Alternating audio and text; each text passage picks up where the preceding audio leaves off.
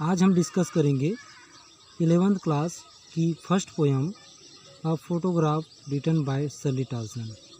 इस पोएम में कवि अपनी माँ की फ़ोटोग्राफ को देखती है जो काफ़ी साल पहले मर चुकी होती है।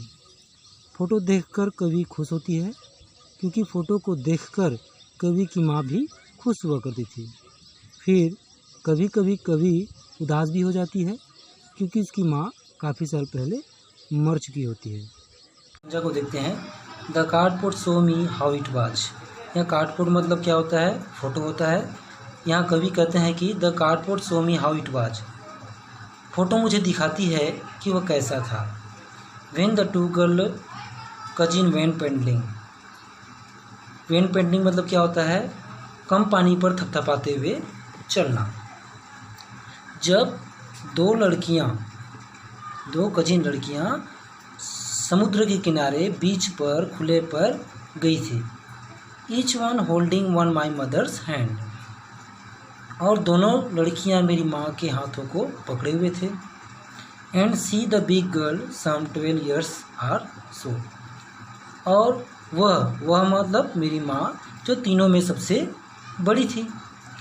उस समय वह लगभग 12 वर्ष की थी। All three stood still to smile through their hair। तीनों जो है स्थिर खड़े हुए थे और हवा के कारण बाल चेहरे पर आ रहे थे और वे मुस्कुरा रहे थे। At the uncle with the camera. और मुस्कुरा रहे थे क्योंकि उसके अंकल कैमरा लेकर खड़े हुए थे जो फोटो क्लिक कर रहे थे। A sweet face my mother's that was before I was born.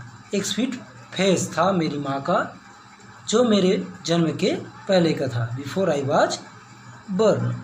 And the sea which appears to have changed less was their terribly transient feet. और वह समुद्र जो कम चेंज हुआ प्रतीत होता है क्योंकि नेचुरल थिंग जो है कम परिवर्तित होता है और उनके अत्यधिक और समुद्र का जो पानी है उनके अत्यधिक नाशवान। टेरिबली मतलब यहाँ पे अत्यधिक हो जाएगा, ट्रांजिएंट मतलब हो जाएगा नाशवान या क्षणिक।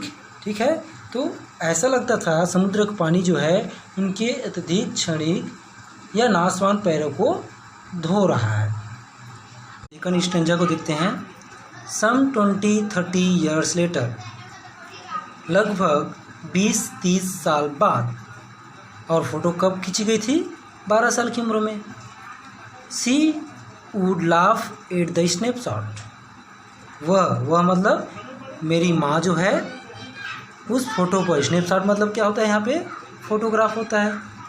वह मतलब मेरी माँ हंसती थी उस फोटोग्राफ को देखकर और कहती थी सी बेटी and Dolly. C would say और कहती थी बेटी और डॉली को देखो। And look how they dressed us for the beach. और देखो हमने कैसे ड्रेस पहना हुआ था बीच पर जाने के लिए। The C holiday was her past mine is her laughter. समुद्र पर छुट्टियाँ बिताना। द सी हॉलीडे मतलब समुद्र पर छुट्टियाँ बिताना मेरी माँ का अतीत था। वाज हर पास्ट समुद्र पर छुट्टियाँ बिताना मेरी माँ का अतीत था। माइन इज हर लाफ्टर और मेरा क्या था? मेरा था मेरी माँ की हंसी जब मेरी माँ उस फोटोग्राफ को देखकर हंसा करती थी। Both wry with the labour ease of loss.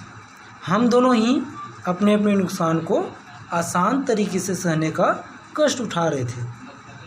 Both wry with the labour ease of loss. Loss मतलब क्या होता है? नुकसान। ठीक है, अब यहाँ पे नुकसान क्या हो रहा था कि मेरी माँ का बचपन चला गया। ठीक है, और मेरे लिए क्या नुकसान हुआ कि मैंने अपनी माँ को खो दिया था। चलिए थर्ड स्टेंजा को देखते हैं। Now she has been dead nearly as many years as that girl lived. अब वह कहती है जब मेरी माँ मर चुकी है और उसकी डेथ हुए उतने ही साल हो चुके हैं जितने साल की वह लड़की थी। तो यहाँ कहने का मतलब क्या है कि जब उसने फ़ोटो खिंचवाई थी तो वह उस समय 12 साल की थी। अब उसके मौत को भी 12 साल बीत चुके हैं। And of the circumstance, circumstance मतलब क्या होता है, परिस्थिति। And of the circumstance there is nothing to say at. All जो यह परिस्थिति, जब उसकी माँ की मौत हो चुकी है तो उसके पास कहने के लिए कुछ नहीं बचा है। ठीक है, देयर इज नथिंग टू से एट ऑल, उसके पास कहने के लिए थोड़ा भी कुछ भी नहीं बचा है। और यह खामोशी, इट्स साइलेंस, और यह खामोशी जो है उसे और खामोश कर देती है। आज का पोयम यहीं पे समाप्त होता है। आई होप आप सबको यह पोयम अच्छे से समझ आया होगा।